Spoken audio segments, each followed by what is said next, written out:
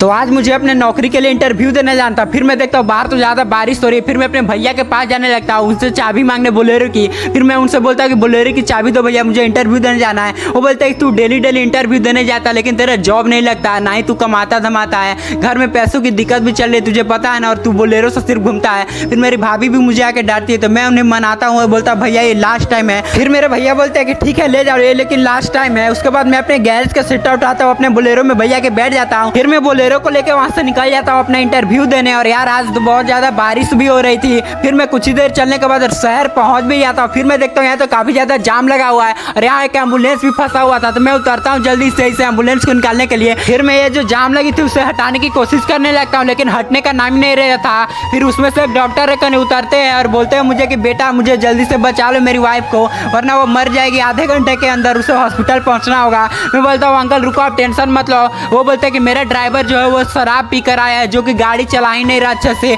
तो तुम चला पाओगे? मैं बोलता हूँ हाँ अंकल मैं ले चलूँगा हॉस्पिटल। फिर मैं अपने बोलेरो में बैठ कर बोलेरो को बैक कर देता हूँ और यहाँ लगा देता हूँ। भैया बोलेरो आकर ले जाएंगे, उनके पास और चाबी है। फिर मैं एम्बुलेंस पे बैठता हूँ और डॉक्टर अंकल को साथ में बैठाता हूँ। ये खुद डॉक्टर थे, इनकी वाइफ बहुत ज़्यादा बीमार थी तो मैं निकल जाता हूँ हॉस्पिटल लेके इन्हें। फिर मैं अंकल को बोलता हूँ अंकल आप टेंशन मत लो, मैं आपकी वाइफ को कुछ नहीं होने दूंगा। और फिर मैं हॉस्पिटल लेकर उन्हें पहुँच जाता हूँ टाइम पे। फिर मैं एम्बुलेंस से उतर जाता हूँ और कुछ घंटों बाद डॉक्टर अंकल आकर बोलते हैं बेटा धन्यवाद, ये एहसान मैं कभी तुम्हारा नहीं चुका पाऊंगा। आज तुम नहीं होते तो मेरी वाइफ शायद आज नहीं बच पाती। तो बोलो तुम्हें क्या इनाम चाहिए? मैं बोलता हूँ अंकल आपको इनाम देना है तो मुझे कोई जॉब दे दो। तो अंकल बोलते हैं तुम तो बहुत अच्छा एम्बुलेंस चलाते हो, चलो आज से मैं तुम्हें एम्बुलेंस ड्राइवर की नौकरी पे रखता हूँ। फिर मैं अंकल को थैंक यू बोलता हूँ और वहाँ से अपने घर जाने लगता हूँ। फिर मैं कुछ देर में अपने घर पहुँच जाता हूँ और भैया मेरे बाहर ही खड़ा थे। फिर मैं एम्बुलेंस से उतरता हूँ तो भैया चौक जाते हैं। मैं बोलता हूँ भैया मुझे जॉब मिल गई है एम्बुलेंस ड्राइवर की और 50,000 महीना। फिर मेरे भैया खुश हो जाते हैं और बोलते हैं आज तो पार्टी करेंगे। तो भाई लोग आप लोग वीडियो कैसा लगा, अच्छा लगा तो लाइक और सब्सक्राइब कर लेना। Bye bye.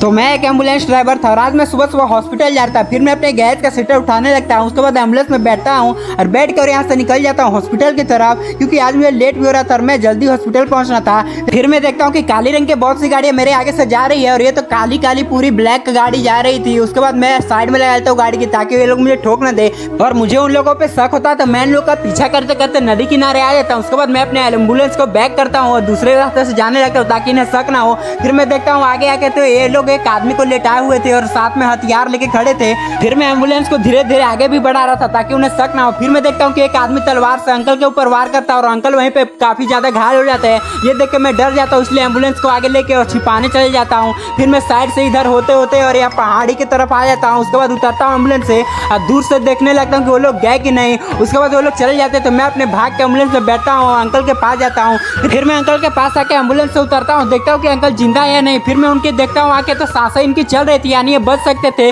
तो मैं इन्हें जल्दी से एम्बुलेंस में बैठाता हूँ, एम्बुलेंस में मैं भी बैठ जाता हूँ। उसके बाद सायरन ऑन करता हूँ और इन्हें लेके हॉस्पिटल निकल जाता हूँ बचाने। उसके बाद मैं जा ही रहता तभी वो सारे गुंडे फिर से गाड़ी लेके आ जाते, मेरा पीछा करने लगते हैं। फिर मैं अंकल को दूसरे रास्ते से शॉर्टकट मार के ले जाने लगता हूँ लेकिन वो लोग मेरा पीछा नहीं छोड़ते और मैं जा ही रहता तभी वो लोग मुझे ठोकने लगते हैं अपने गाड़ी से और चारों तरफ से उन लोगों ने मुझे घेर लिया था। फिर मैं जैसे तैसे करके वहाँ से भाग ही जाता हूँ दूसरे रास्ते से और मैं पहाड़ी वाले रास्ते से होकर जा रहा था ताकि किसी को पता ना चले। और मैं कुछ ही देर बाद हॉस्पिटल लेकर उन्हें पहुँच भी जाता हूँ। फिर मैं एम्बुलेंस से उतरता हूँ और नर्स को बोल देता हूँ अंदर ले जाके इलाज करने के लिए उनका। और फिर मैं पुलिस को सारी बात बताता हूँ तो पुलिस बोलते हैं कि इनके परिवार वाले को मैंने कॉल कर दिया तो वो लोग आते ही होंगे। फिर मैं एम्बुलेंस का सायरन बंद करता हूँ तो देखता हूँ कि वहाँ से रेंज रोवर और डिफेंडर से इनके परिवार वाले आ जाते हैं और ये लोग तो काफ़ी अमीर थे। फिर उनका बेटा मुझे बोलता है कि बहुत बहुत धन्यवाद, तुमने मेरे पापा की जान बचाई, अब तुम्हारे साथ ये बॉडीगार्ड भी रहेंगे, मैं तुम्हारे बैंक अकाउंट में 50 लाख रुपये ट्रांसफर कर रहा हूँ। फिर मैं इनके बेटे को थैंक यू बोलता हूँ। तो भाई लोग आप लोग वीडियो अच्छा लगा तो लाइक और सब्सक्राइब कर लेना।